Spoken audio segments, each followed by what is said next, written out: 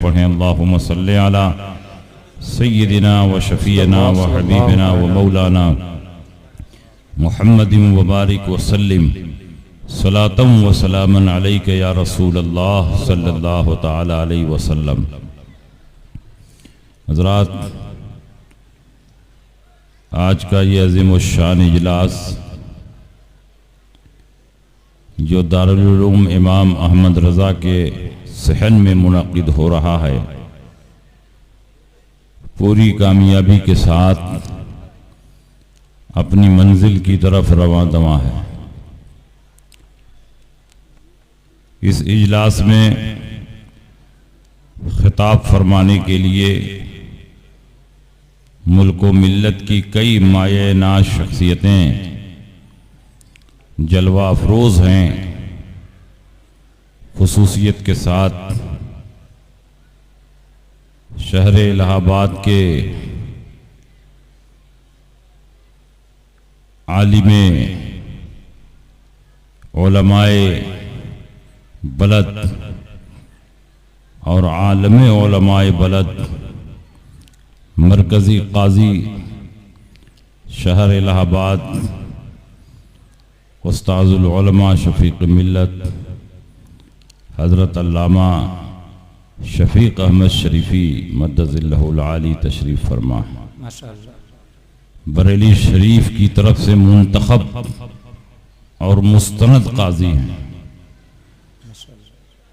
حضور تاج الشریعہ بدر الطریقہ علیہ الرحمت و رضوان کے زمانے میں بھی بریلی شریف میں جاتے رہے، وہاں کے سیمینار میں شرکت کرتے رہے، اور آج بھی شرعی کونسل آف انڈیا سے آپ کا رشتہ مضبوط ہے اور سال بسال شرکت فرماتے ہیں اور اپنے مقالات اور تحریروں سے ہم سب کو مستفیض فرماتے ہیں۔ ان کا خطاب بھی ہونا ہے۔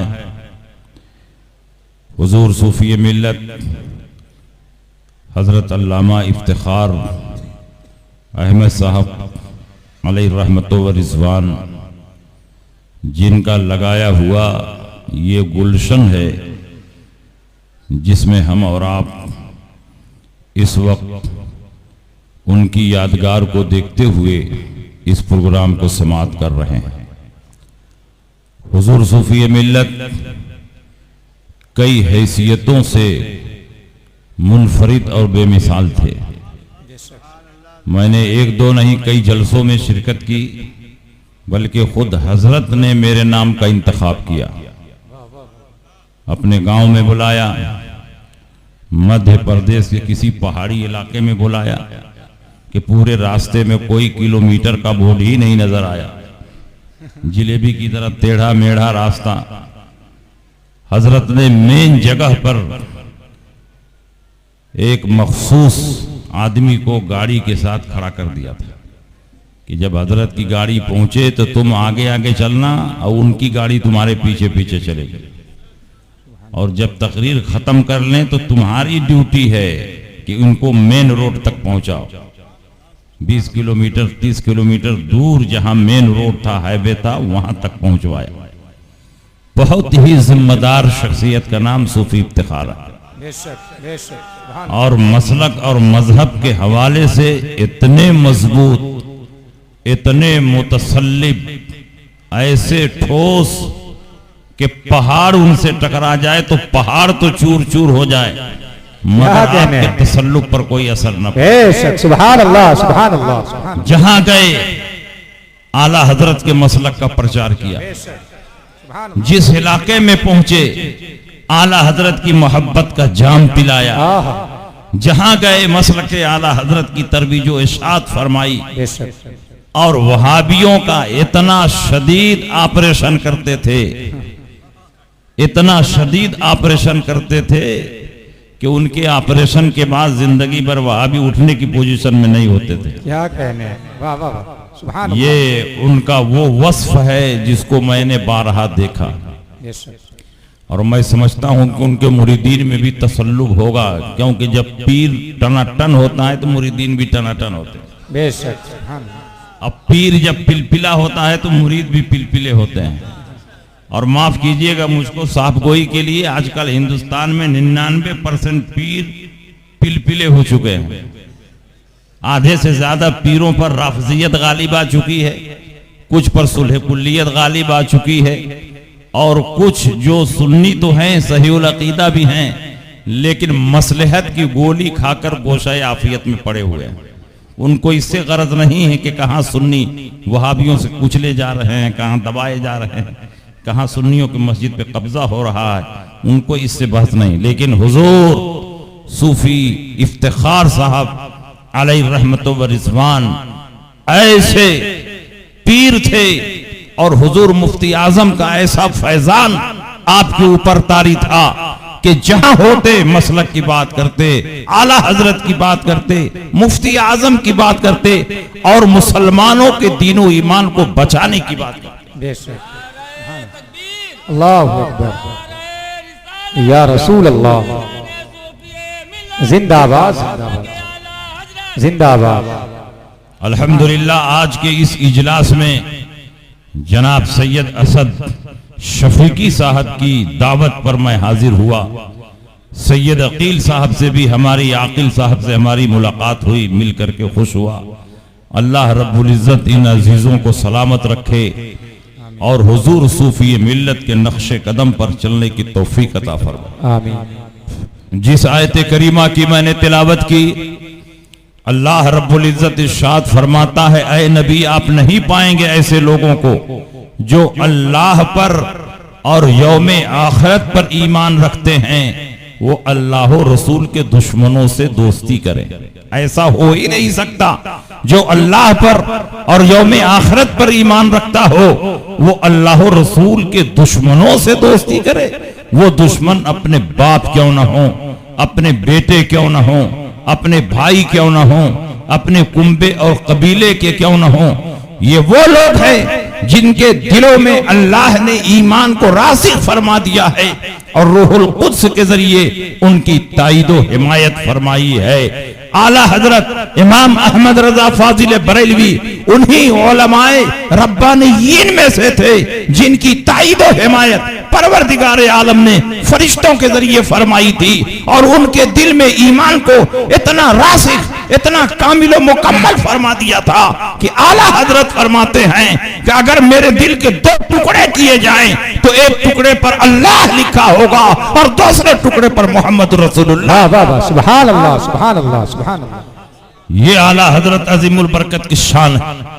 دنیا میں بڑے بڑے مجدد آئے لیکن اعلیٰ حضرت عظیم البرکت رضی اللہ تعالیٰ عنہ جس شان کے مجدد ہوئے 10ویں صدی ہجری کے بعد پوری دنیا میں آپ کے ٹکر کا کوئی مجدد پیدا نہیں ہوا. علامہ جلال الدین سیوطی 10ویں صدی ہجری کے مجدد ہیں.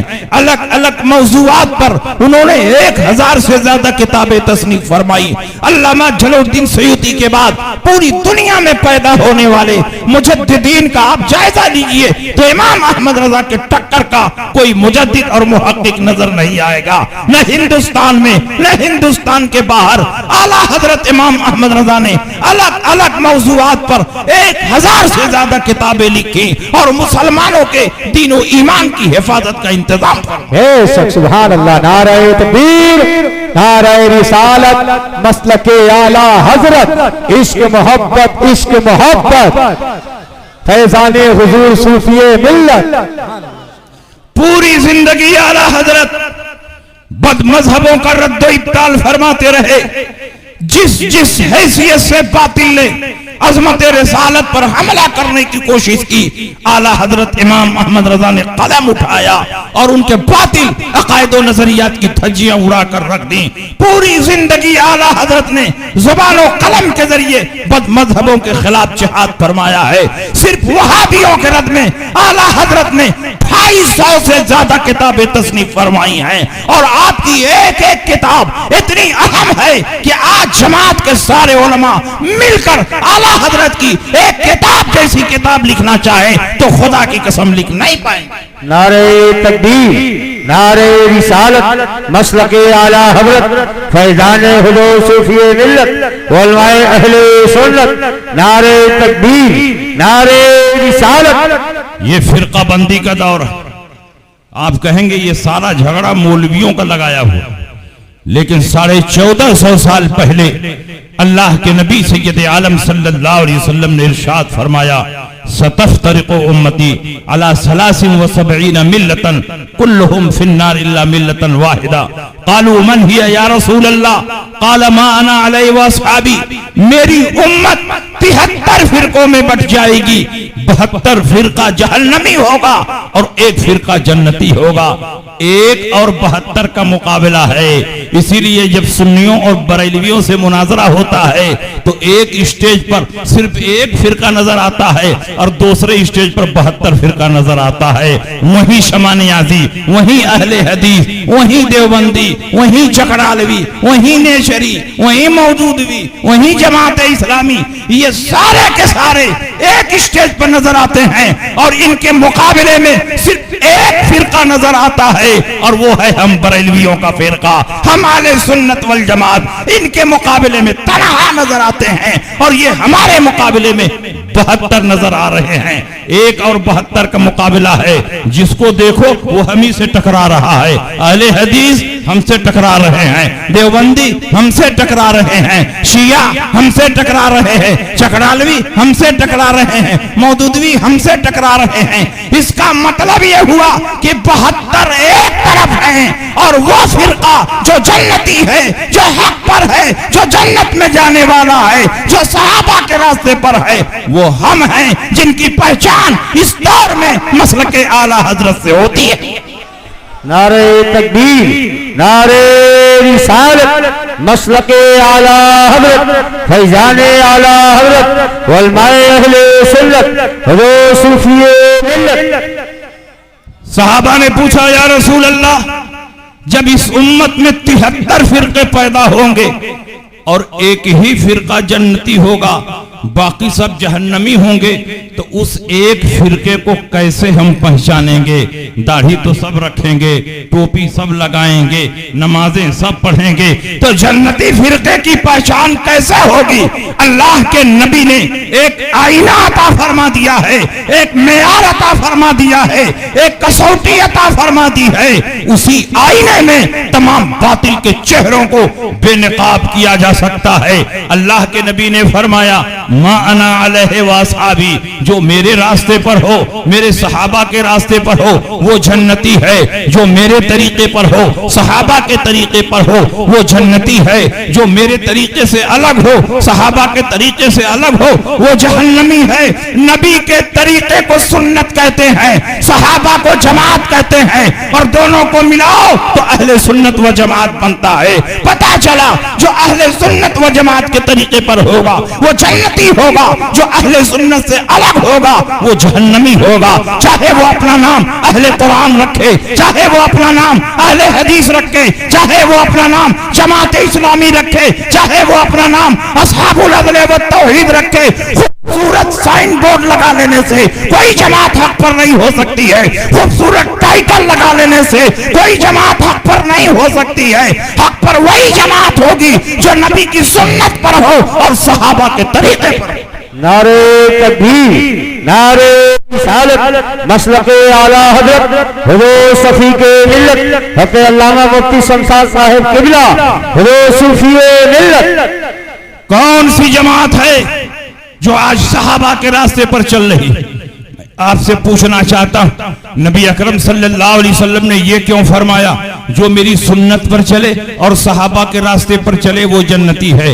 नबी अकरम सल्लल्लाहु अलैहि वसल्लम ने अपनी सुन्नत के साथ साथ सहाबा के तरीके को क्यों लाजिम करार दिया? क्या सहाबा का तरीका नबी के तरीके से अलग था? हरगिज़ नहीं। जो नबी का तरीका है वही सहाबा का तरीका है, जो सहाबा का तरीका है वही नबी का तरीका है। दोनों एक है। तो नबी ने क्यों फरमाया जो मेरी सुन्नत पर चले और सहाबा के तरीके पर चले वो जन्नत जन्नती है। नबी को मालूम था कुछ जमातें पैदा होंगी जो सहाबा को छोड़कर डायरेक्ट कुरान पर अमल करने का दावा करेंगे, डायरेक्ट हदीसों पर चलने का दावा करेंगे, डायरेक्ट सुन्नत पर चलने का दावा करेंगे। जब सहाबा को छोड़ दिया जाए तो कुरान पर भी अमल नहीं हो सकता, हदीस रसूल पर भी अमल नहीं हो सकता, नबी की सुन्नतों को भी पहचाना नहीं जा सकता। इसलिए जन्नती फिरके की पहचान ये बताई जो सहाबा के रास्ते पर है वही हकीकत में मेरी सुन्नत पर है, वही हकीकत में कुरान पर अमल कर रहा है, वही हकीकत में हदीस पर चल रहा है। और जो सहाबा से अलग हुआ वो कुरान से अलग है, हदीस से अलग है, नबी की सुन्नत से अलग है। सहाबा को छोड़ने वाला कभी कुरान पर अमल नहीं कर सकता, कभी हदीस पर अमल नहीं कर सकता, कभी नबी की सुन्नतों को पहचान नहीं सकता। नारे तकबीर, नारे मसलके आला हज़रत फैजान हुदूस सूफिए मिल्लत हुदूस सैयद मिल्लत हत्ते अल्लामा आखिर रजा इफ्तिखारी, नारे तकबीर, नारे रिसालत। अब मैं आपसे पूछता हूं, जब मेयार यही है कि जो सहाबा के रास्ते पर होगा वो जन्नती है, तो चेक करो कौन सी जमात सहाबा के रास्ते पर है, कौन सी जमात सहाबा के अकीदे पर है। सहाबा नबी के गैब पर ईमान रखते थे, हम भी नबी के गैब पर ईमान रखते हैं। सहाबा नबी की शफाअत पर ईमान रखते थे, हम भी नबी की शफाअत पर ईमान रखते हैं। सहाबा नबी के वसीले से दुआएं मांगते थे, हम भी नबी के वसीले से दुआएं मांगते हैं। सहाबा ज़ियारत कुबूर को जाते थे, हम भी ज़ियारत कुबूर को जाते हैं। सहाबा ईसाले सवाब करते थे, हम भी ईसाले सवाब करते हैं। सहाबा नबी की ताज़ीम में खड़े होते थे, हम भी मिलाद में क़याम में ताज़ीमी करते हैं। सहाबा दूरों नजदीक से या रसूल अल्लाह कहकर पुकारते थे, हम भी दूरों नजदीक से या रसूल अल्लाह पुकारते हैं। जो सहाबा का अकीदा है वही हमारा अकीदा है, जो सहाबा का तरीका है वही हमारा तरीका है। और नबी ने फरमाया जो सहाबा के तरीके पर होगा वही जन्नती है। इसलिए आज के दौर में जो फिरका सहाबा के रास्ते पर है, जो जन्नती है, वो कोई और नहीं, हम अहले सुन्नत हैं, जिनकी पहचान इस दौर में मसलके आला हज़रत से होती है। नारे तकबीर, नारे रिसालत, मसलके आला हज़रत दारुल उलूम जामिया नूरिया इमाम अहमद रजा, नारे तकबीर, नारे रिसालत। और सुनिए, बात बिला दलील न रहे, सहाबा नबी के गैब पर ईमान रखते थे, उसकी दलील बुखारी की ये हदीस है। हजरत इमाम बुखारी ने बाब बांधा है, बाबो मन रका दून सफ, जो सफ में पहुंचने से पहले पहले मस्जिद के दरवाजे पर नियत बांध कर रुकू में चला जाए और रुकू में चलते चलते सफ में मिल जाए, उसकी वो रकात शुमार में आएगी कि नहीं आएगी। ये हेडिंग लगाई है, बाबो मन रका दून सफ, बुखारी शरीफ जिल्द अव्वल किताबुस सलात, बाबो मन रका दून सफ की हदीस है। हजरत अबू बकरा से मरवी है, अन अबी बकरता अन्नहु इंतहा इला नबी सल्लल्लाहु अलैहि वसल्लम व वराकिउन क़ब्ल अन यसला इला सफ। हजरत अबू बकरा से मरवी है, मस्जिद नबवी में नमाज पढ़ने के लिए गया, मस्जिद के दरवाजे ही पर पहुंचा था कि मैंने देखा हुजूर रुकू में जा चुके हैं, सहाबा रुकू में जा चुके हैं। मैंने सोचा कि वहां जाकर नियत बांधूंगा तो जाते जाते कहीं हुजूर सर न उठा दें, मेरी एक रकात छूट ना जाए, इसलिए मस्जिद के दरवाजे पर मैंने नियत बांध लिया, वहीं रुकू में चला गया और रुकू में चलते चलते सफ में जाकर मिल गया। अल्लाह के नबी मुसल्ले इमामत पर है, आपका चेहरा किबले की तरफ है, आने वाला पीठ के पीछे से आ रहा है, लेकिन अल्लाह के नबी ने सलाम फेरा तो इरशाद फरमाया, अरे अबू बकरा खड़े हो जाओ। अबू बकरा खड़े हो गए। अल्लाह के नबी ने फरमाया, क्यों तुमने मस्जिद के दरवाजे पर नियत बांध लिया, क्यों वहीं रुकू में चले गए? रुकू में चलते चलते सफ में मिल गए। क्या सुन्नत तरीका नहीं मालूम कि सफ में पहुंचने के बाद नियत बांधना चाहिए? हजरत अबू बकरा ने यह नहीं कहा, या रसूल अल्लाह, आपका चेहरा तो किबले की तरफ था, मैं पीठ के पीछे से आया, आपको पीठ पीछे का इल्म नहीं, तो कैसे आपने जान लिया कि अबू बकरा ने किस तरह नमाज शुरू की है? इसलिए कि वो सहाबी थे, वहाबी नहीं थे।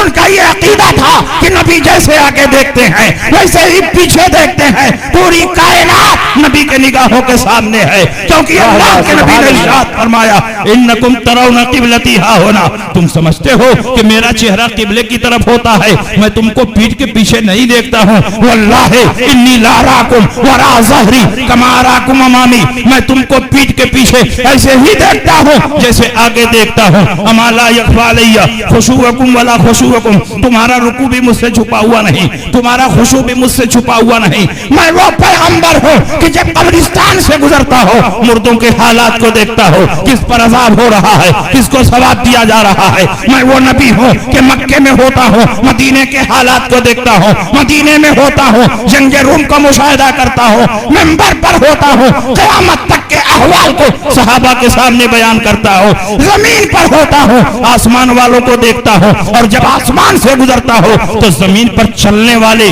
انسانوں کے دلوں کو پڑھتا ہوں. اعلیٰ حضرت نے اسی عقیدے کی ترجمانی کرتے ہوئے ارشاد فرمایا, سر عرش پر ہے تیرا گزر, تیرے فرش پر ہے تیری نظر, ملکوت ملک میں کوئی شے نہیں وہ جو تجھ پہ آیا نہیں, خدا خدا کا یہی ہے در, نہیں اور کوئی مفر مقر, جو وہاں سے ہو یہی آ کے ہو, جو یہاں نہیں تو وہاں نہیں. سبحان اللہ, سبحان اللہ, نعرہ تکبیر, نعرہ رسالت, مسلک اعلیٰ حضرت, علماء اہل سنت, فیضان حضور صوفی ملت. اب بتاؤ صحابہ کرام نبی کے غیب پر ایمان رکھتے تھے کہ نہیں رکھتے تھے؟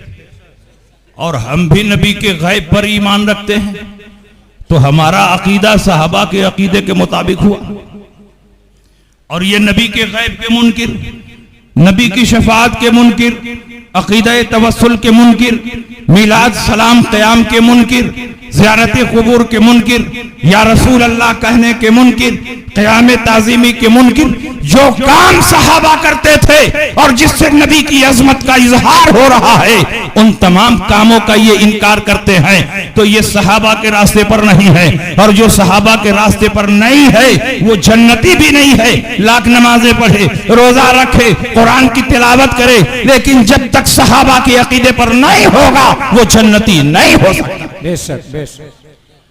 اور ہمارا تو عقیدہ ہے کہ سارے انبیاء اللہ کی عطا سے غیب جانتے ہیں, اور اولیاء کرام بھی اللہ کی عطا سے اور نبیوں کی عنایت سے غیب جانتے ہیں.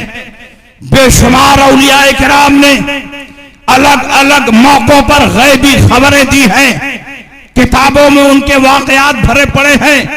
بڑے بڑے صحابہ اور تابعین نے غیبی خبریں دی ہیں, شہداء اور صالحین سے متعلق غیبی خبریں کتابوں میں موجود ہیں. تو ہمارا عقیدہ ہے کہ انبیاء بھی غیب جانتے ہیں, اولیاء بھی غیب جانتے ہیں, یہاں تک کہ اعلیٰ حضرت امام احمد رضا نے بھی بے شمار موقعوں پر غیبی خبریں دی ہیں, اور اعلیٰ حضرت کے شہزادے حضور مفتی اعظم ہند نے کئی موقع پر غیبی خبروں کا انکشاف کیا ہے, اور سننے والے حالت میں پڑ گئے. آئیے میں ایسا ہی ایک واقعہ آپ کے سامنے بیان کرتا ہوں. حضور مفتی اعظم ہند اعلیٰ حضرت کے شہزادے ہیں, اپنے دور کے سب سے بڑے فقیہ ہیں, سب سے بڑے محدث ہیں, سب سے بڑے مفتی ہیں, اور اپنے دور کے ولی کامل بھی ہیں. ان کی زندگی کا ایک ایک لمحہ سنت نبوی کا آئینہ دار تھا, ان کا ہر ہر قدم شریعت کے موافق اٹھتا. وہ سیٹھوں کی پرواہ نہیں کرتے, ان کی بارگاہ میں اگر سیٹ آتا اور داڑھی نہیں رکھا ہوتا فوراً آپ تنبیہ فرماتے. اگر کسی کے ہاتھ میں کئی انگوٹھیاں ہوتی تو اس پر آپ ڈانٹتے, اگر کوئی ٹائی پہن کر آتا اس کی ٹائی پکڑ کر کھینچتے اور اس سے توبہ کرواتے. حضور مفتی اعظم ہند اپنی کوٹھری میں بیٹھ کر ہزاروں ہزار مسلمانوں کی اصلاح فرماتے اور ان کے دین و ایمان کی حفاظت فرماتے. اور ان کی ولایت کا عالم یہ ہے کہ ایک مرتبہ حضرت نظام الدین اولیاء کے دربار میں فاتحہ پڑھنے کے لیے دلی جا رہے تھے, اور آپ کو معلوم ہوگا کہ حضرت نظام الدین اولیاء کے مزار سے تھوڑا پہلے تبلیغی جماعت کا مرکز ہے, تبلیغی جماعت کا سینٹر ہے, جس میں تبلیغی جماعت والے فارمی مرغی کی طرح بھرے رہتے ہیں, نیچے سے اوپر تک لگے رہتے ہیں. ایک جماعت نکلتی نہیں ہے کہ 10 جماعت اس میں گھس جاتی ہے. حضور مفتی اعظم ہند تبلیغی جماعت کے سینٹر کے سامنے سے گزر رہے ہیں, کس شان سے گزر رہے ہیں, چہرے پر استغنا اور بے نیازی ہے, سر پر امامہ ہے, ہاتھ میں عصا ہے, جسم پر جبہ ہے, نظریں زمین کی طرف جھکی ہوئی ہیں. چند مریدین کے ساتھ حضرت نظام الدین اولیاء کے دربار میں فاتحہ پڑھنے کے لیے جا رہے ہیں, اور तबलीगी जमात के सेंटर से, छत के ऊपर से 3 अमीर हुजूर मुफ्ती आजम हिंद को देख रहे हैं और कहते हैं ये कौन आलिम है, बहुत इस्तिगना और बेनियाजी के साथ जा रहे हैं, लगता है कोई बरेलवी आलिम है, चलो इनसे मुकाबला किया जाए, चलो इनसे मुबाहसा किया जाए, इंच और फिट लेकर चला जाए और उनके इल्म को नापा जाए कितने पानी में हैं। 3 अमीर ऊपर से नीचे आए, इतने में हुजूर मुफ्ती आजम हिंद अंदर फातिहा पढ़ने के लिए चले गए। ये तीनों अमीर वो हैं, इनकी हिस्ट्री ये है, इनकी पहचान ये है कि उनमें से एक अमीर वो था जिसने बीवी से माँ का जब झगड़ा हुआ तो बजाय बीवी को समझाने के अपनी माँ को धक्के मारकर गिरा दिया, बीवी का हाथ, माँ का हाथ टूट गया। दूसरा अमीर वो था जिसने यतीम का नाहक माल गसब कर लिया था और तीसरा अमीर वो था जिसने अपनी नौकरानी के साथ मुंह काला किया था। ये इनकी हिस्ट्री है, ये इनकी तारीख है। हुजूर मुफ्ती आजम है जब फातिहा से फारिग हुए, ये तीनों अमीर पहुंचे, कहा हजरत आप कहां के रहने वाले हैं, आपका नाम क्या है? आपने फरमाया मेरा नाम मुस्तफा रजा है, मैं बरेली का रहने वाला हूं। कहा बरेली के रहने वाले तो अहमद रजा भी हैं। कहा मौलाना अहमद रजा मेरे वालिद है, मैं उनका बेटा हूं। कहा अच्छा आप मौलाना अहमद रजा के बेटे हैं, तब तो आपका अकीदा होगा कि नबी गैब जानते हैं।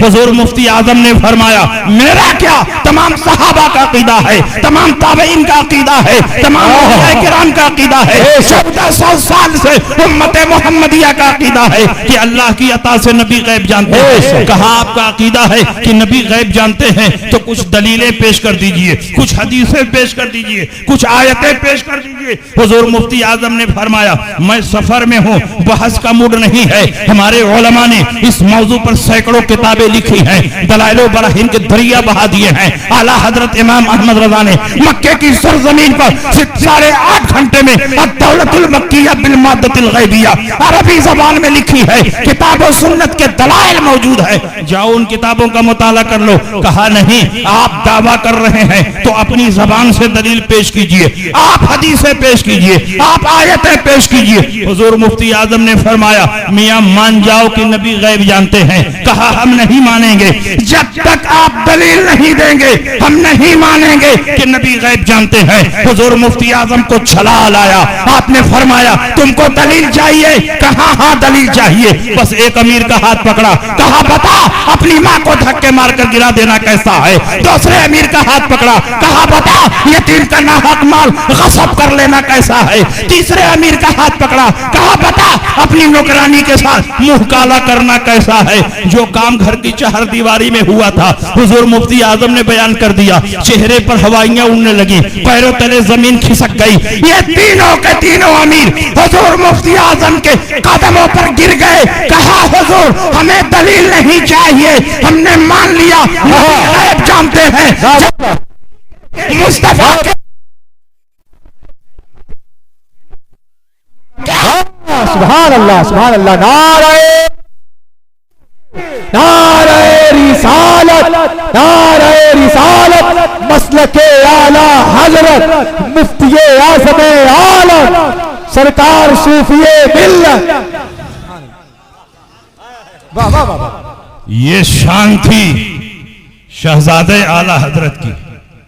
और अब मजहर आला हजरत अल्लामा हशमत अली खान का जलवा देखिए। अल्लामा हशमत अली खान के नाम से तो इनका पायजामा गीला हो जाता है। 1 2 नहीं 25 मुनाजरों में इन्होंने पानी पिला दिया। स्टेज छोड़ कर भागे। उन्होंने सिर्फ देवबंदियों से नहीं बल्कि जितने बातिल फिरके हैं सबसे मुनाजरा किया। आर्या समाज से मुनाजरा किया, हिंदुओं से मुनाजरा किया और कितने मजाहिब वालों से उन्होंने मुनाजरा किया और सबके खुरूर को खाक में मिला दिया।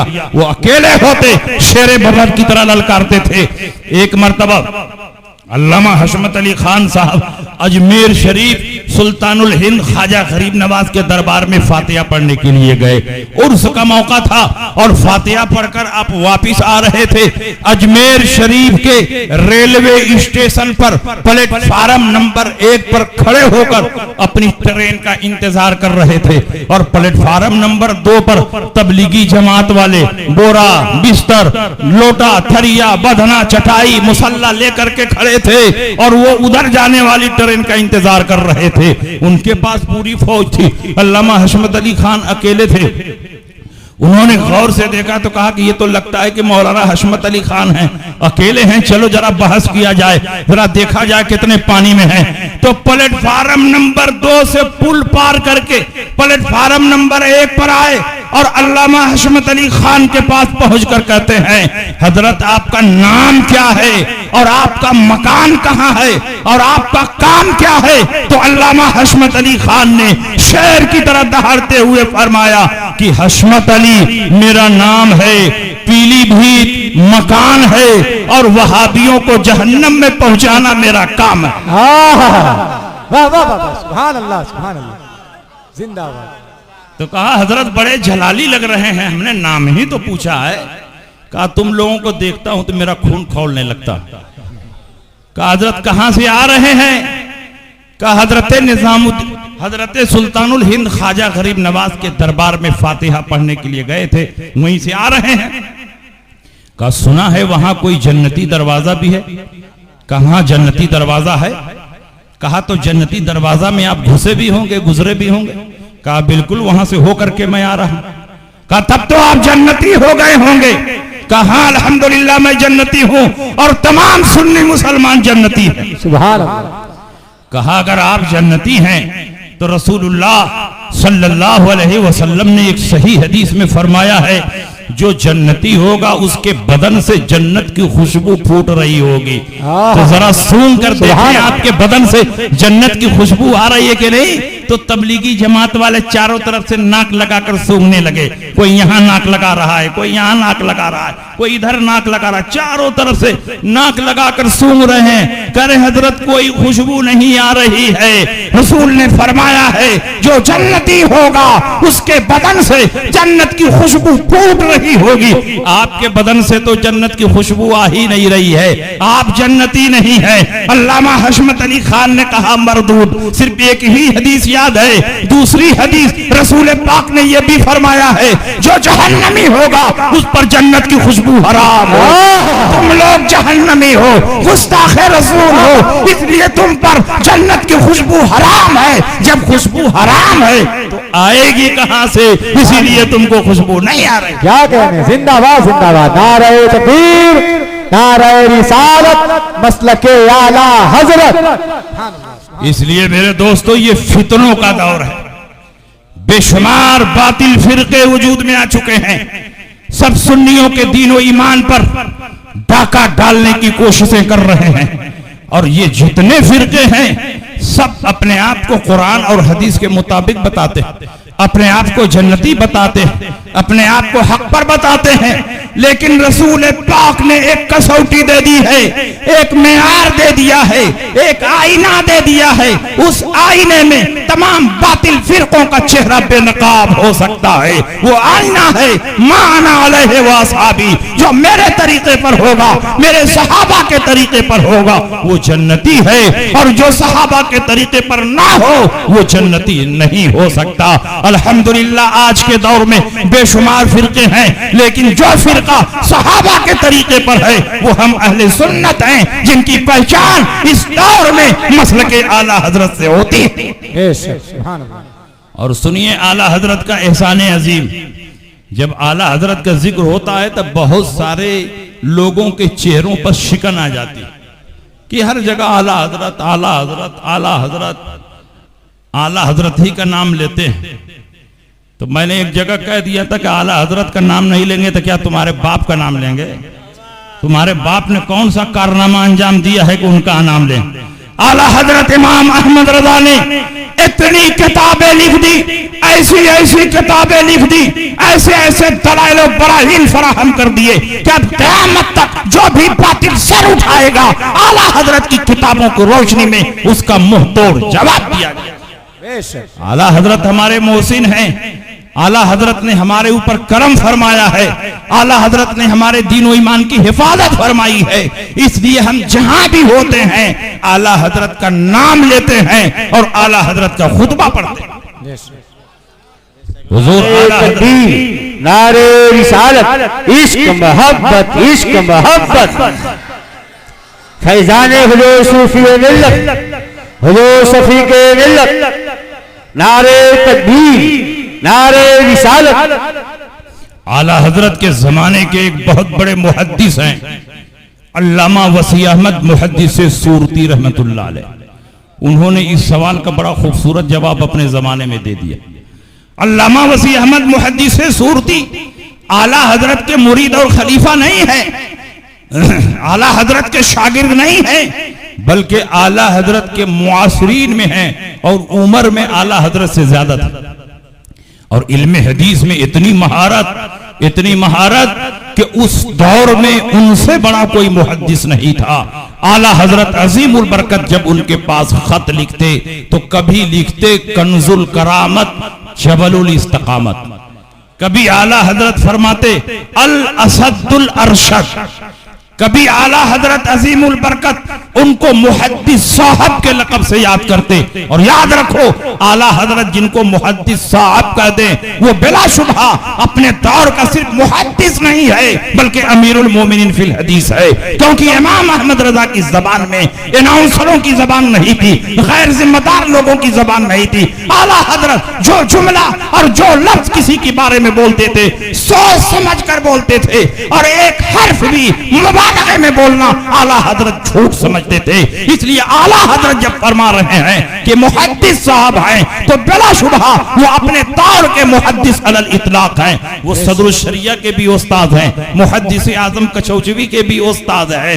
ان سے محدث اعظم کچھوچوی نے پوچھا کہ حضور آپ مولانا فضل الرحمن گنج مراد آبادی کے مرید ہیں، لیکن میں دیکھتا ہوں جہاں ہوتے ہیں اعلیٰ حضرت کرتے ہیں، درسگاہ میں آپ بیٹھتے ہیں تو پڑھاتے ہیں، اور پڑھانے کے دوران بھی آپ اعلیٰ حضرت کا ذکر کرتے ہیں، جلسگاہ میں ہوتے ہیں تو اعلیٰ حضرت کا خطبہ پڑھتے ہیں، نجی مجلسوں میں ہوتے ہیں تو اعلیٰ حضرت کا تذکرہ کرتے ہیں۔ آخر کیا وجہ ہے؟ ہر مرید سب سے زیادہ اپنی پیر کی تعریف و توصیف کرتا ہے، اور آپ کے پیر مولانا فضل الرحمن گنج مراد آبادی ہیں، لیکن آپ کو میں دیکھتا ہوں کہ مولانا فضل الرحمن گنج مراد آبادی سے کہیں زیادہ آپ اعلیٰ حضرت کی تعریف و توصیف کرتے ہیں، اعلیٰ حضرت کا خطبہ پڑھتے ہیں۔ انہوں نے جواب دیا مولانا سنیے، سب سے عظیم دولت وہ بیعت نہیں جو مولانا فضل الرحمن کے ذریعے مجھ کو ملی، سب سے عظیم دولت وہ علم نہیں ہے جو مولانا اسحاق دہلوی محشی بخاری سے میں نے حاصل کی ہے، سب سے عظیم دولت عشق مصطفیٰ کی دولت ہے، اور عشق مصطفیٰ کی دولت امام احمد رضا کی بارگاہ سے مجھ کو ملی ہے۔ اس لیے میں جہاں ہوتا ہوں اعلیٰ حضرت کا نام لیتا ہوں، اعلیٰ حضرت کا خطبہ پڑھا۔ سبحان اللہ، سبحان اللہ۔ یہ شان ہے اعلیٰ حضرت امام احمد رضا کی۔ جب اعلیٰ حضرت دوسری بار زیارت حرمین طیبین کے لیے تشریف لے گئے تو مکہ کی سرزمین پر مولوی خلیل احمد امبیٹوی جو دیوبندی جماعت کے مشہور مناظر ہیں وہ موجود تھے۔ اس وقت حرمین طیبین پر ہم سنیوں کی حکومت قائم تھی، خلافت عثمانیہ قائم تھی، اور چار مسلح حرم مکی اور حرم مدنی میں بچتے تھے، ایک حنفی مسلح، ایک شافعی مسلح، ایک مالکی مسلح، ایک حنبلی مسلح، اور ہر مسلح پر الگ الگ مسلک کا امام ہوتا، اور جو جس کا مقلد ہوتا اس کے وقت میں اپنے امام کے پیچھے نماز پڑھ لیتا۔ اس وقت اگر کوئی مسلح نہیں تھا تو غیر مقلد کا مسلح نہیں تھا، کیونکہ اس وقت غیر مقلد ابھی پیدا نہیں ہوئے تھے۔ حنفی، شافعی، مالکی، حنبلی چاروں مسلک کے امام وہاں موجود تھے، اور ان کے مقلدین اپنے اپنے اماموں کی تقلید کرتے اور اپنے اپنے اماموں کی اقتداء کرتے تھے۔ اس دور میں مولوی خلیل احمد امبیٹوی نے شریف مکہ کے دربار میں 6 سوالات پیش کیے اور کہا آپ لوگوں کا عقیدہ ہے کہ نبی غیب جانتے ہیں، اگر نبی غیب جانتے ہیں تو میرے ان 6 سوالوں کا جواب دے دیجئے۔ شریف مکہ جو خلافت عثمانیہ کی طرف سے حرمین طیبین کے کنٹرول تھے، منتظم تھے، گورنر تھے، انہوں نے مکہ مکرمہ کے سب سے بڑے عالم رئیس العلماء مولانا صالح کمال کو بلایا اور کہا یہ وہابیہ کی طرف سے سوالات آئے ہیں، آپ لے جائیے اور 2 دن میں اس کا مضبوط جواب لکھ کر میرے دربار میں پیش کیجئے۔ مولانا صالح کمال وہ پرچہ لے کر آئے، اپنے مکان پر الماری میں رکھ دیا، اور ان کے گھر میلاد کی محفل ہو رہی تھی، بڑے بڑے علماء مکہ اس محفل میں موجود تھے۔ اعلیٰ حضرت عظیم البرکت کو شودہ شودہ یہ بات پہنچی کہ وہابیوں نے نبی کے علم و غیب پر سوالیہ نشان کھڑا کیا ہے، وہابیوں نے نبی کے علم و غیب پر اعتراض کیا ہے، 6 سوالوں کا جواب مطلوب ہے۔ اعلیٰ حضرت امام احمد رضا کی غیرت ایمانی کیسے گوارا کر سکتی ہے کہ احمد رضا مکہ میں ہو اور نبی کے علم پر حملہ ہو اور احمد رضا کا قلم خاموش ہو، احمد رضا کی زبان خاموش ہو۔ امام احمد رضا بھاگتے ہوئے مولانا صالح کمال کے گھر گئے، میلاد کی محفل چل رہی تھی، علماء نے کھڑے ہو کر اعلیٰ حضرت کا استقبال کیا، اعزاز و اکرام سے نوازا۔ مولانا صالح کمال نے کہا حضور جب آپ آ ہی گئے ہیں، میلاد کی محفل چل رہی ہے، کچھ دیر تقریر فرما دیں تاکہ میلاد اختتام کو پہنچ جائے۔ اعلیٰ حضرت امام احمد رضا کھڑے ہوئے اور عربی زبان میں کتاب و سنت کی روشنی میں علم غیب مصطفیٰ پر 2 گھنٹہ مسلسل تقریر فرماتے رہے۔ بڑے بڑے علماء مکہ جھوم رہے ہیں، اعلیٰ حضرت دلائل پیش کر رہے ہیں، مولانا صالح کمال کے چہرے پر خوشی اور مسرت کے آثار نمایاں ہیں۔ جب اعلیٰ حضرت کی تقریر ختم ہوئی، چپکے سے الماری کھولا، پرچہ نکالا، کہا حضور وہابیوں کی طرف سے یہ سوالات آئے ہیں اور شریف مکہ نے مجھ کو کتاب لکھنے کا حکم دیا ہے، آپ نے جو تقریر فرمائی ہے اسی کو تحریری طور پر جمع کر دیجئے، کتاب تیار ہو جائے گی۔ اعلیٰ حضرت نے فرمایا کہ جب علم غیب مصطفیٰ پر لکھا جائے گا تو پوری تحقیق اور تفصیل کے ساتھ لکھا جائے گا۔ انہوں نے کہا حضور اتنا ٹائم نہیں، 2 ہی دن میں شریف مکہ کے دربار میں کتاب پیش کرنی ہے۔ امام احمد رضا نے فرمایا کہ احمد رضا کے لیے 2 دن بہت ہے، چند گھنٹوں میں احمد رضا ایک ایسی کتاب لکھ دے گا کہ صبح قیامت تک وہاں بھی اس کا جواب نہیں دے پائیں گے۔ اعلیٰ حضرت امام احمد رضا وہ پرچہ لے کر اپنی قیام گاہ پر آئے۔ اعلیٰ حضرت ہم لوگوں کی طرح کوئی پجیا مولوی نہیں تھے، وہ اپنے دور کے مرجع علماء تھے، مرجع فقہا تھے، مرجع فتویٰ تھے، ہر وقت علماء کی بھیڑ لگی رہتی تھی، مسائل پوچھنے والے الگ، دعا تعویذ والے الگ، حدیث کی اجازت لینے والے الگ، فقہ کی اجازت لینے والے الگ۔ اعلیٰ حضرت کو کب فرصت ملے کہ کتاب لکھیں، اسی میں اعلیٰ حضرت کو بخار آ گیا، بخار کی شدت میں ڈوبے ہوئے ہیں، لیکن نبی کے فضل پر اعتماد اور بھروسہ کر کے اعلیٰ حضرت نے کتاب لکھنا شروع کیا اور مجموعی طور پر 8.5 گھنٹے میں بغیر کسی کتاب کو دیکھے ہوئے عربی زبان میں کتاب و سنت کی روشنی میں الدولۃ المکیہ بالمادۃ الغیبیہ کے نام سے ایک ایسی شاندار کتاب تحریر فرمائی کہ جب شریف مکہ کے دربار میں وہ کتاب پیش گئی اور ابھی آدھی کتاب پڑھی گئی کہ شریف مکہ نے فیصلہ سنا دیا، اللہ یؤتی وہؤلاء یمنعون، اللہ اپنے حبیب کو غیب کا علم عطا فرماتا ہے اور یہ وہابی اس کا انکار کرتے ہیں۔ کیا کہنے ہیں، زندہ باد زندہ باد، نعرہ تکبیر، نعرہ رسالت، مسلک اعلیٰ حضرت فیضان حضور سرکار تاج الشریعہ۔ اعلیٰ حضرت جب وہ کتاب لے کر انڈیا آئے، پانی کے جہاز سے گئے تھے، پانی کے جہاز سے آئے تو کسی نے پوچھا حضور بغیر کسی کتاب کو دیکھے ہوئے عربی زبان میں کتاب و سنت کی روشنی میں اتنی قلیل مدت میں آپ نے کیسے یہ کتاب تحریر فرما دی؟ ہم اور آپ ہوتے تو غبارے کی طرف پھول جاتے۔ اعلیٰ حضرت امام احمد رضا بزرگوں کی بارگاہ کے ادب شناس ہیں، اپنے ہر کمال کو غوث پاک کا کمال سمجھتے تھے۔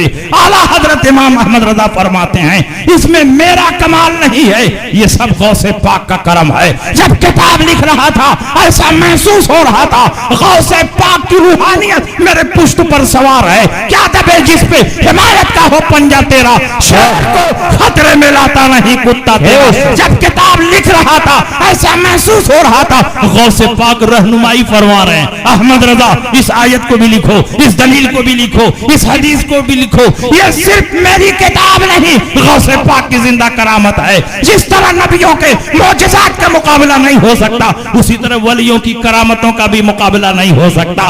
کل بھی یہ کتاب لاجواب تھی، آج بھی یہ کتاب لاجواب ہے اور صبح قیامت تک لاجواب رہے۔ بے شک، سبحان اللہ سبحان اللہ۔ یہ اعلیٰ حضرت امام احمد رضا کی شان اور اعلیٰ حضرت نے علم غیب کے موضوع پر جو باطل کی سرکوبی کی ہے اس کی خبر 170 سال پہلے گجرات کی سرزمین پر ایک بہت بڑے ولی نے دے دی تھی۔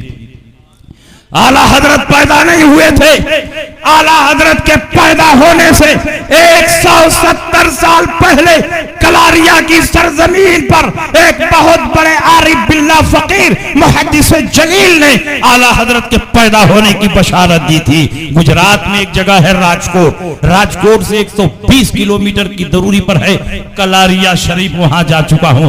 उस दौर में एक बहुत बड़े आरिफ बिल्ला फकीर, बहुत बड़े वली, बहुत बड़े मुहद्दिस, बहुत बड़े फकीह अपनी खानकाह में रहते थे। उनका मामूल ये था कि वो दिन में हदीसों का दर्स देते थे और रात को मुसल्ले पर खड़े होते तो पूरी पूरी रात अल्लाह की इबादत और रियाजत में सर्फ कर देते।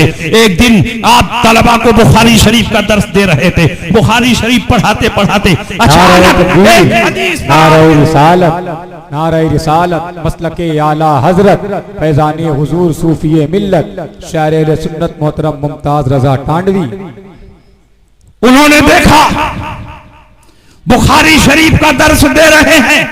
बुखारी शरीफ पढ़ाते पढ़ाते पढ़ाते अचानक उन पर जज्ब की कैफियत तारी हुई। बुखारी शरीफ पढ़ा रहे थे, अचानक एक हदीस पर नजर पड़ी जिससे इल्मे गैब मुस्तफा साबित हो रहा था। आपने फरमाया इस हदीस से साबित हो रहा है कि नबी अकरम सल्लल्लाहु अलैहि वसल्लम गैब जानते हैं और इल्मे गैब के मौजू पर आप हदीसें पेश करते रहे, हदीसें सुनाते रहे।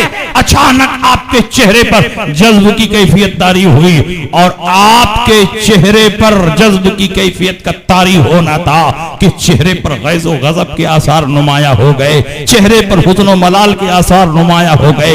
लेकिन कुछ ही देर के बाद आपका चेहरा गुलाब के फूल की तरह खिल गया और आप फरमाते हैं सुभान अल्लाह, माशाअल्लाह, अल्हम्दुलिल्लाह। तलबा ने कहा हुजूर हमने कुछ समझा नहीं, आप तो बुखारी शरीफ का दर्स दे रहे थे और इल्म गैब के मौजू पर हदीसें पेश कर रहे थे और अचानक हमने देखा कि आपके चेहरे का रंग मुतगय्यर हो गया, आपके चेहरे पर हुस्न और मलाल के आसार नुमाया हो गए। लेकिन कुछ ही देर के बाद हमने देखा कि चेहरा गुलाब के फूल की तरह खिल गया और आप जोश और जज्बे में फरमा रहे हैं सुभान अल्लाह, माशाअल्लाह, अल्हम्दुलिल्लाह। हमने कुछ समझा नहीं। कहा कि जब इल्म गैब के मौजू पर हदीसें पेश कर रहा था अचानक मुझ पर जज्ब की कैफियत तारी हुई। रब की बारगाह से मेरे कल्ब पर इल्हाम आया और मुझे खबर दी गई कि अभी तो हिंदुस्तान में वो फिरका पैदा नहीं हुआ है जो नबी के गैब का मुनकिर हो, लेकिन कुछ सालों के बाद हिंदुस्तान की धरती पर एक फिरका पैदा जो नबी के गैब का मुनकिर होगा। जब ये खबर दी गई मुझे तकलीफ पहुंची, चेहरे पर हुस्न और मलाल के आसार नुमाया हो गए। लेकिन कुछ ही देर के बाद दूसरा इल्हाम आया और मुझे खबर दी गई कि जब ये फिरका पैदा होगा जो नबी के गैब का मुनकिर होगा तो परवरदिगार आलम अपने हबीब की उम्मत को यूं ही नहीं छोड़ देगा बल्कि उनकी रहनुमाई के लिए और बातिल की सरकोबी के लिए एक आलिम रब्बानी को पैदा फरमाएगा। जब ये खबर दी गई तो मुझे बहुत खुशी हासिल हुई, चेहरा गुलाब के फूल की तरह खिल गया और मारे जोश और खुशी में मैंने कहा सुभान अल्लाह, माशाअल्लाह, अल्हम्दुलिल्लाह। और आपने उसी मजलिस में फरमाया अगर मैं चाहूं तो उस आलिम रब्बानी का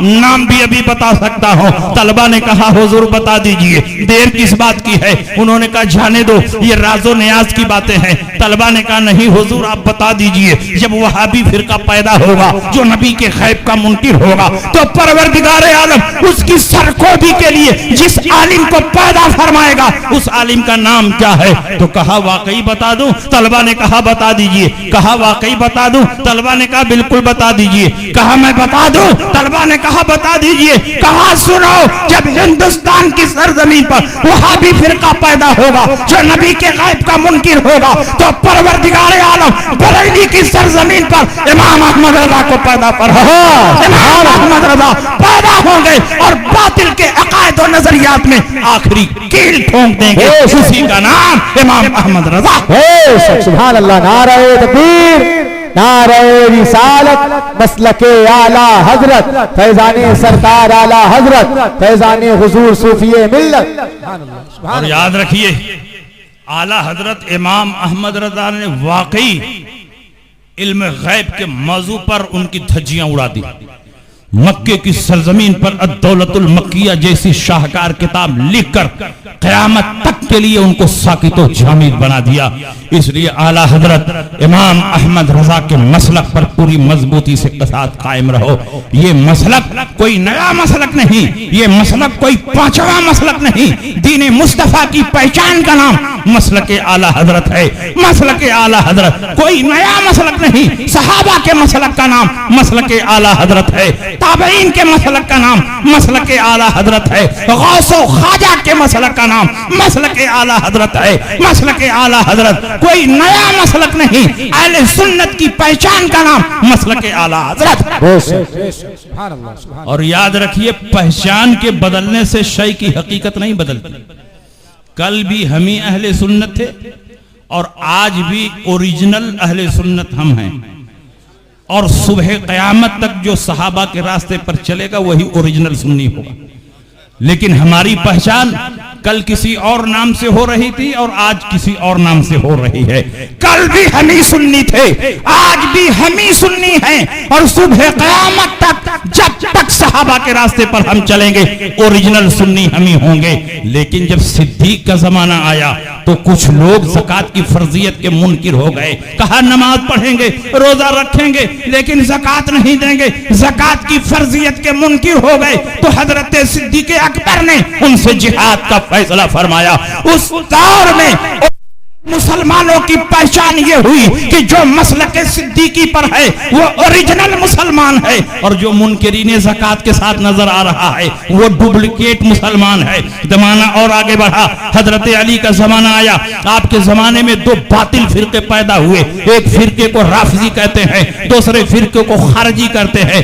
رافضیوں نے حضرت صدیق اکبر, حضرت عمر ابن خطاب کی فضیلت کا انکار کیا, اور خارجیوں نے حضرت عثمان غنی اور حضرت علی کی محبت کا انکار کیا. تو اس دور اہل سنت کی پہچان بنی تفضیل الشیخین حب الختنین, جو شیخین کی فضیلت کا اعتراف کرے اور نبی کے دونوں دامادوں سے محبت کرے وہی اوریجنل سنی ہے, اور جس میں یہ دونوں علامتیں اور پہچان نہ پائی جائیں وہ ڈپلیکیٹ سنی ہے. زمانہ اور آگے بڑھا, معتزلہ کا دور آیا. معتزلہ ایک باطل فرقہ ہے جس نے بے شمار گمراہیاں لوگوں کے سامنے پیش کی, بے شمار باطل عقائد و نظریات دنیا کے سامنے پیش کیے. انہی عقائد و نظریات میں سے ایک عقیدہ یہ بھی ہے کہ جس طرح زمین مخلوق ہے, آسمان مخلوق ہے, چاند و سورج مخلوق ہے, وادی و کوثر مخلوق ہے, اسی طرح قرآن بھی مخلوق ہے. معاذ اللہ, بتاؤ قرآن مخلوق ہے؟ ہرگز نہیں. اس لیے کہ جو مخلوق ہے اسے مٹنا ہے, اور قرآن کبھی مٹے گا نہیں. جو مخلوق ہے وہ حادث ہے, اور قرآن کبھی حادث نہیں ہو سکتا. جس طرح اللہ ہمیشہ سے ہے ہمیشہ رہے گا, اللہ کی ہر صفت ہمیشہ سے ہے اور ہمیشہ رہے گی, اور کلام اللہ بھی اللہ کی صفت ہے.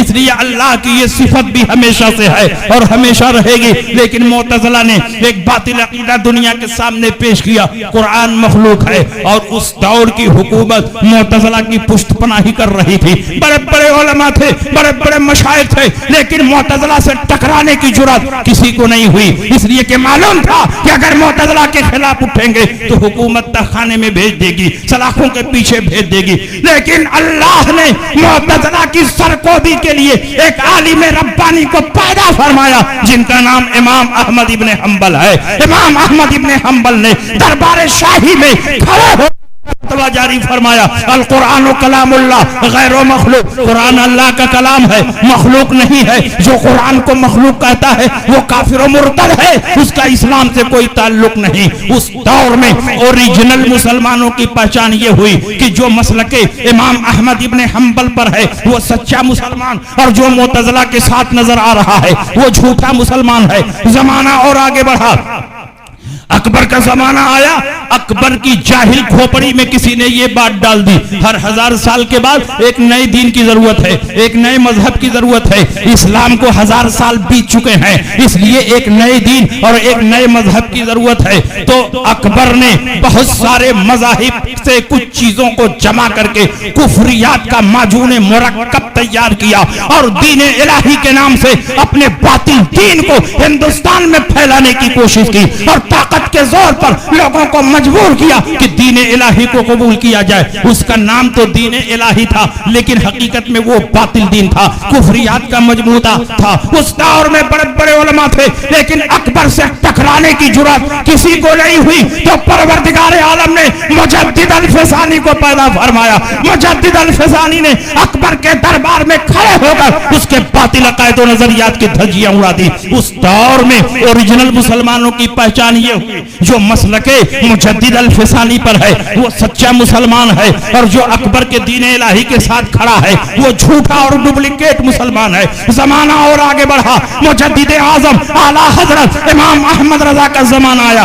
آپ کے زمانے میں ایک دو نہیں, بے شمار فتنے تھے, بے شمار فرقے تھے, بے شمار نظریات تھے. وہابیت کا فتنہ, دیوبندیت کا فتنہ, نیشریت کا فتنہ, غیر مقلدیت کا فتنہ, قادیانیت کا فتنہ, ندویت کا فتنہ, صلح کلیت کا فتنہ, الیاسیت کا فتنہ. بے شمار باطل فرقوں کے مقابلے میں امام احمد رضا حد سکندری بن کر کھڑے ہو گئے اور تمام فتنوں کا تنہ تنہا مقابلہ کیا.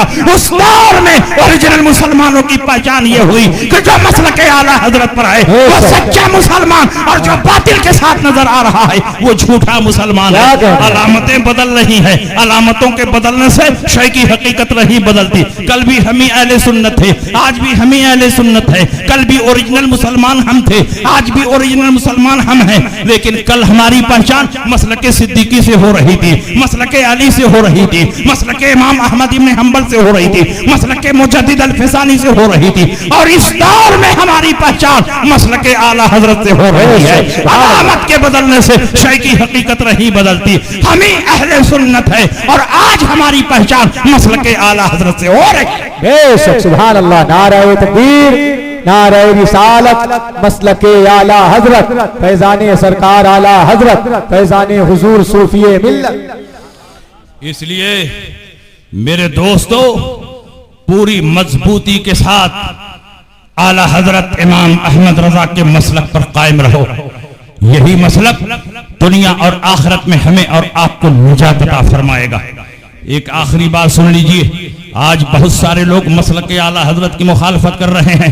بہت ساری خانقاہیں اعلیٰ حضرت کے خلاف زبان کھول رہی ہیں. بہت سارے مشائخ اعلیٰ حضرت کی عظمت اور آپ کی مقبولیت سے چڑ رہے ہیں. لیکن یاد رکھیے اعلیٰ حضرت امام احمد رضا کی مخالفت کرنے والے دنیا سے مٹ گئے, ان کی خانقاہیں مٹ گئی, ان کا نام و نشان مٹ گیا. وہ خانقاہیں جو اعلیٰ حضرت کے خلاف اٹھی وہ خانقاہ مٹ گئیں. وہ مشائخ جو اعلیٰ حضرت کے خلاف بولتے نظر آئے ان کا نام و نشان مٹ گیا. وہ خطبہ جنہوں نے اعلیٰ حضرت کی عظمت پر حملہ کیا آج ان سے میلاد کی تاریخ بھی کوئی لینے کے لیے تیار نہیں. وہ خطبہ اور قلمکار جو اعلیٰ حضرت کے خلاف لکھ رہے تھے ان کے قلم کی روشنائی خشک ہو گئی اور آج کوئی کوڑی کے بھاؤ بھی ان کو پوچھنے کے لیے تیار نہیں. لیکن جو مسلک اعلیٰ حضرت کا پرچار کر رہے ہیں, جو مسلک اعلیٰ حضرت کی تائید و حمایت کر رہے ہیں, جو مسلک اعلیٰ حضرت کا پرچم بلند کر رہے ہیں وہ دنیا میں سفر کر رہے ہیں, وہ لوگوں کے نگاہوں کا مرکز بنے ہوئے ہیں.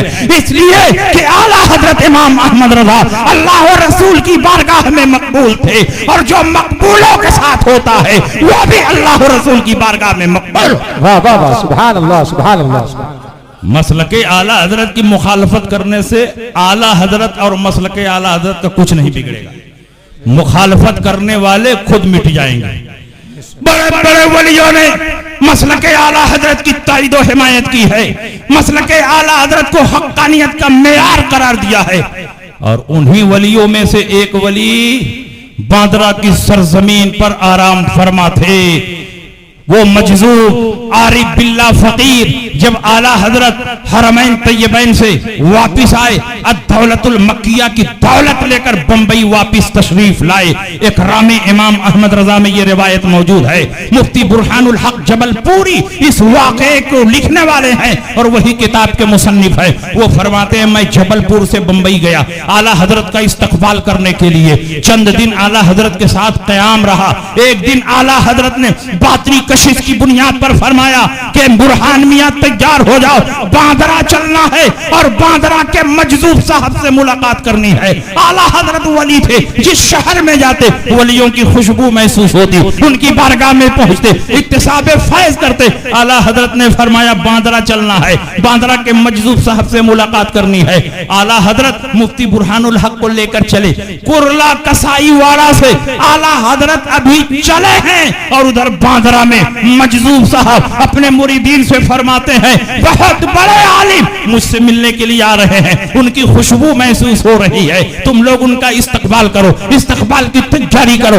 اعلیٰ حضرت جیسے جیسے خانقاہ سے قریب ہو رہے ہیں، اعلیٰ حضرت کی خوشبو بھی قریب سے قریب تر ہوتی جا رہی ہے۔ جب اعلیٰ حضرت خانقاہ میں پہنچے، مجذوب صاحب نے فرمایا بہت قریب سے خوشبو آ رہی ہے، لگتا ہے عالم صاحب میری خانقاہ میں آ چکے ہیں، حجرے سے باہر نکلو، ان کا استقبال کرو۔ اپنے مریدین کو لے کر حجرے سے باہر نکلے، اعلیٰ حضرت کے رخ زیبا پر نظر پڑی، سلام اور مصافحہ ہوا، پورے اعزاز و اکرام کے ساتھ اعلیٰ حضرت کو لے کر اپنے حجرے میں آئے۔ مجذوب صاحب بیٹھے ہیں، اعلیٰ حضرت بیٹھے ہیں، مفتی برہان الحق بیٹھے ہیں، بڑے بڑے علماء اور مشائخ بیٹھے ہیں۔ مجذوب صاحب کی عادت تھی کہ ان کی خانقاہ میں جب علماء جاتے تو سب کے چہروں کو غور سے دیکھتے اور اس کے بعد خود ہی متعین کرتے، ان کو چائے پلاؤ، ان کو کافی پلاؤ، ان کو قہوہ پلاؤ، اور یہ تینوں چیزیں ان کی خانقاہ میں ہمیشہ موجود ہوتی تھی۔ لیکن جب اعلیٰ حضرت پہنچے تو فرماتے ہیں بتائیے کیا پینا پسند کریں گے؟ آپ کے لیے چائے بھی حاضر ہے، آپ کے لیے کافی بھی حاضر ہے، آپ کے لیے قہوہ بھی حاضر ہے۔ اعلیٰ حضرت بزرگوں کی بارگاہ کے ادب شناس ہیں، اعلیٰ حضرت فرماتے ہیں کہ جب مجذوب صاحب نے تینوں کا نام لیا ہے تو مجھے تینوں پسند ہے، تینوں میں برکت نظر آ رہی ہے، چائے بھی پسند ہے، کافی بھی پسند ہے، قہوہ بھی پسند ہے۔ ایک پیالی میں چائے ڈالی گئی، اسی میں کافی ڈالی گئی، اسی میں قہوہ ڈالا گیا، اعلیٰ حضرت چمچے سے ہلا کر پی لیتے ہیں۔ مفتی برہان الحق کا بیان ہے، اس کے بعد مجذوب صاحب اور اعلیٰ حضرت میں 3.5 گھنٹہ مسلسل گفتگو ہوتی رہی، لیکن مجھے ایک لفظ بھی سمجھ میں نہیں آیا کس زبان میں بات ہو رہی ہے، کس ٹاپک پہ بات ہو رہی ہے، کس موضوع پہ بات ہو رہی ہے۔ یہ گفتگو اردو میں نہیں ہو رہی تھی، اردو سمجھتا ہوں، عربی میں نہیں ہو رہی تھی، عربی پڑھا ہوں، فارسی میں نہیں ہو رہی تھی، فارسی جانتا ہوں، ہندی میں نہیں ہو رہی تھی، ہندی جانتا ہوں۔ اللہ بہتر جانے کہ دونوں ولی کس زبان میں بات کر رہے ہیں، کس ٹاپک پہ بات کر رہے ہیں، کس موضوع پہ بات کر رہے ہیں۔ جب گفتگو کمپلیٹ ہوئی، اعلیٰ حضرت اجازت لے کر جانے لگے، مجذوب صاحب نے اپنے دروازے تک اعلیٰ حضرت کو رخصت کیا، اعلیٰ حضرت جا رہے ہیں، مفتی برہان الحق اعلیٰ حضرت کے پیچھے پیچھے چل رہے ہیں۔ اچانک ان کے دل میں خیال پیدا ہوا کہ اعلیٰ حضرت جن سے ملنے کے لیے آئے ہیں وہ کوئی معمولی بزرگ نہیں ہوں گے، بہت پائے کے ولی ہوں گے، تبھی اعلیٰ حضرت آئے ہیں، چلوں میں بھی تنہائی میں اپنے لیے دعا کرا لوں، کچھ نصیحت حاصل کر لوں۔ اعلیٰ حضرت کے پیچھے پیچھے چل رہے تھے اور بھاگ کر حجرے میں آ گئے اور مجذوب صاحب سے فرماتے ہیں کہ حضور کچھ مجھے بھی نصیحت فرما دیں۔ مجذوب صاحب نے کہا تم مجھ سے نصیحت لینے آئے ہو؟ کہا ہاں آپ ہی سے نصیحت لینے آیا ہو۔ تو مجذوب صاحب نے کہا اگر تم مجھ سے نصیحت لینا چاہتے ہو تو میری پہلی اور آخری نصیحت یہ ہے کہ ابھی جن کے پیچھے پیچھے چل رہے تھے انہی کے قدم پہ قدم چلتے رہو، جنت تک پہنچ جاؤ گے۔ ان کا راستہ جنت میں لے جانے والا راستہ ہے۔ مسلک اعلیٰ حضرت کوئی نیا مسلک نہیں، جنت میں لے جانے والے راستے کا نام مسلک اعلیٰ حضرت۔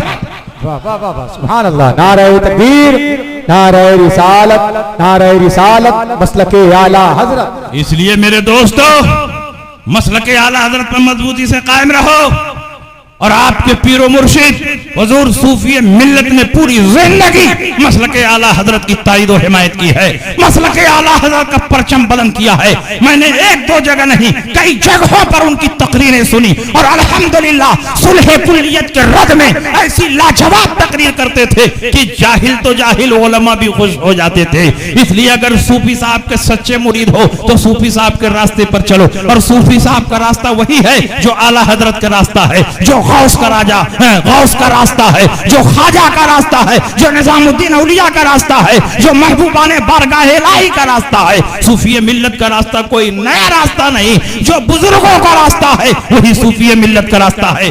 اس لیے صلح کلیوں سے بچتے رہو، صلح کلیت والی پالیسی سے بچتے رہو۔ آج مسلمانوں میں صلح کلیت بڑی تیزی سے بڑھ رہی ہے۔ ہم کو کیا ضرورت ان کو برا بھلا کہنے کی؟ دعوت مل جائے تو وہاں بھی کھا لیتے ہیں، ان کے پیچھے بھی نماز پڑھ لیتے ہیں، ان سے بھی سلام کر لیتے ہیں، کہتے ہیں صرف ہاتھ ملانے سے کیا ہوتا ہے، ان کے پیچھے نماز پڑھنے سے کیا ہوتا ہے، ان کے ساتھ کھانے سے کیا ہوتا ہے۔ میں کہتا ہوں بد مذہبوں کی صحبت ایمان والوں کے لیے زہر قاتل ہے۔ اگر تم ایمان کی سلامتی چاہتے ہو تو بد مذہبوں سے دور رہو۔ کیا تم کو نہیں معلوم امام محمد ابن سیرین جلیل القدر تابعی ہیں، بہت عظیم محدث ہیں، بے شمار محدثین کے استاد ہیں۔ امام محمد ابن سیرین کی روایت دارمی میں لکھی ہوئی ہے، دارمی حدیث کی مشہور کتاب ہے، اس میں لکھا ہے کہ امام محمد ابن سیرین کی بارگاہ میں دو مد مذہب آئے اور ان میں سے ایک نے کہا حضور میں قرآن سنانا چاہتا ہوں۔ آپ نے فرمایا نہیں، میں تمہارے منہ سے قرآن نہیں سنوں گا۔ دوسرے نے کہا حضور میں حدیث سنانا چاہتا ہوں۔ آپ نے فرمایا میں حدیث نہیں سنوں گا۔ بہت دیر تک مسکا پالش لگاتے رہے، آپ کو جلال آیا اور آپ نے فرمایا لا تقومن عنی او لا اقومن، یا تو تم لوگ یہاں سے اٹھ کر چلے جاؤ یا میں ہی اٹھ کر چلا جاتا ہوں۔ جب آپ کا جلال دیکھا تو اٹھ کر چلے گئے۔ مریدین نے کہا حضور قرآن سنا رہے تھے، سننے میں کیا حرج تھا؟ حدیث سنا رہے تھے، سننے میں کیا حرج تھا؟ امام محمد ابن سیرین نے کہا یہ دونوں بد مذہب اور گمراہ تھے، اگر میں ان کے منہ سے قرآن سنتا، حدیث رسول سنتا اور یہ اس کا غلط مطلب بتاتے اور وہی مطلب میرے دل میں بیٹھ جاتا تو میرا ایمان بھی برباد ہو جاتا، میرا عقیدہ بھی برباد ہو جاتا۔ اپنے عقیدے کی حفاظت کے لیے لازم اور ضروری ہے کہ بد مذہبوں کے منہ سے نہ قرآن سنا جائے نہ حدیث رسول سنی جائے۔ آپ کا ایمان امام محمد ابن سیرین کی طرح مضبوط اور ٹھوس نہیں ہے، آپ کا ایمان موم کی طرح نرم و نازک ہے، جو آتا ہے اپنا ٹھپا مار کر چلا جاتا ہے۔ لیکن آپ خوش فہمی میں مبتلا ہیں کہ ان کے ساتھ بیٹھنے سے کیا ہوتا ہے، ان کے ساتھ کھانے سے کیا ہوتا ہے، ان کے پیچھے نماز پڑھنے سے کیا ہوتا ہے۔ امام محمد ابن سیرین کا ایمان پہاڑ کی مضبوط چٹان کی طرح ٹھوس تھا، پھر بھی اپنے دین و ایمان کی حفاظت کے لیے کتنا اہتمام کر رہے ہیں۔ اس کی وجہ یہی ہے کہ بد مذہبوں کی صحبت ایمان والوں کے لیے زہر قاتل ہے۔ اسی لیے رسول پاک نے فرمایا سیکون فی آخری زمان دجالون کذابون یاتونکم بما لم تسمعوا انتم ولا آباؤکم فایاکم وایاہم لا یضلونکم ولا یفتنونکم۔ اخیر زمانے میں کچھ جھوٹے اور مکار پیدا ہوں گے جو ایسی ایسی باتیں کریں گے جن کو نہ تم نے سنا نہ تمہارے آباء و اجداد نے سنا۔ ان سے دور رہنا، ان سے الگ رہنا، کہیں ایسا نہ ہو کہ یہ تم کو گمراہ کر دیں اور تم کو فتنے میں مبتلا کر دیں۔ نبی نے یہ بھی بتایا کہ یہ نمازیں بہت پڑھیں گے، روزہ بہت رکھیں گے، قرآن کی تلاوت بہت کریں گے، اچھے اچھے کام بہت کریں گے، اتنی نمازیں پڑھیں گے کہ تم اپنی نمازوں کو ان کی نمازوں کے آگے حقیر سمجھو گے۔ تو حقرون صلاتکم عند صلاتہم وصیامکم عند صیامہم واعمالکم عند اعمالہم یتلون القرآن ولا یجاوز تراقیہم۔ یہ قرآن کی تلاوت اتنی کریں گے لیکن تلاوت ان کے حلق کے نیچے نہیں اترے گی۔ وَيَقُولُونَ مِن قَوْلِ خَيْرِ الْبَرِيَّةِ، بات بات پر رسول پاک کی حدیثیں پیش کریں گے۔ تو کیا نماز پڑھنے کی وجہ سے مسلمان ہوں گے، روزہ رکھنے کی وجہ سے مسلمان ہوں گے، قرآن کی تلاوت کرنے کی وجہ سے مسلمان ہوں گے، مسجد مدرسہ بنانے کی وجہ سے مسلمان ہوں گے؟ نہیں، یمرقون من الدین کما یمرق السهم من الرمیہ۔ یہ دین سے ایسے ہی باہر ہوں گے جیسے تیر کمان سے باہر ہو جاتا ہے۔ نبی نے بہت واضح پہچان بتا دی، سیماہم التحلیق ومشمر العذر، ان کی پہچان یہ ہوگی کہ یہ سر خوب چھلوائیں گے اور پاجامہ بہت اونچا پہنیں گے۔ یہ علامتیں کیوں بیان کی جا رہی ہیں، یہ نشانیاں کیوں بیان کی جا رہی ہیں؟ تاکہ آپ ان سے دور رہو، ان سے الگ رہو۔ یہی میسج اور پیغام پوری زندگی اعلیٰ حضرت امام احمد رضا دیتے رہے۔ دشمن احمد پہ شدت کیجئے، ملحدوں کی کیا مروت کیجئے، غائز میں جل جائیں بے دینوں کے دین، یا رسول اللہ کی کثرت کیجئے چرچا انہی کا صبح شام، جانے کافر پر قیامت کیجئے، مثل فاری زلزلے ہو نجد میں ذکر آیات ولادت کیجئے، اور شرک ٹھہرے جس میں تعظیم حبیب، اس برے مذہب پہ لعنت کیجئے۔ اس لیے میرے دوستو باتیں بہت ہیں کہنے کے لیے، اعلیٰ حضرت پہ بولوں تو صبح تک بولتا رہوں گا، نہ میٹر ختم ہوگا نہ مواد ختم ہوگا، لیکن ہم کو بھی مدرسہ پڑھانا ہے، لمبے سفر پہ جانا ہے۔ بڑے بڑوں نے اعلیٰ حضرت کی شان میں लब कुशाई करने की कोशिश की, लेकिन उनकी जिंदगी के बेशुमार गोशों में से एक गोशे पर भी वो रोशनी नहीं डाल सके। तो मेरे जैसा कमइल, मेरे जैसा बेबजात, मेरे जैसा बेमुताला आला हजरत इमाम अहमद रजा की जिंदगी पर क्या बोल सकता है? बड़ों की जिंदगी पर बोलने के लिए खुद मुताले की जरूरत है, इल्म की जरूरत है। अल्लामा अब्दुल अलीम सिद्दीकी ने आला हजरत इमाम अहमद रजा के बारे में यही कहकर खामोशी इख्तियार कर ली, तुम्हारी शान में जो कुछ कहो उससे सिवा तुम हो, कसीम जाने इरफा ऐ शहे अहमद रजा तुम हो। यहाँ आकर मिली नहरे शरीयत और तरीकत की, है सीना मजमउल बहरे ऐसे रहनुमा तुम हो, तुम ही फैला रहे हो इल्म हक अकनाफे आलम में, इमाम अहले सुन्नत नाइबे गौसुल वरा तुम हो। इन्हीं बातों के साथ मैं रुखसत हो रहा हूँ। वाखिर दावाना अनिल हम्दुलिल्लाहि रब्बिल आलमीन। अस्सलामु अलैकुम।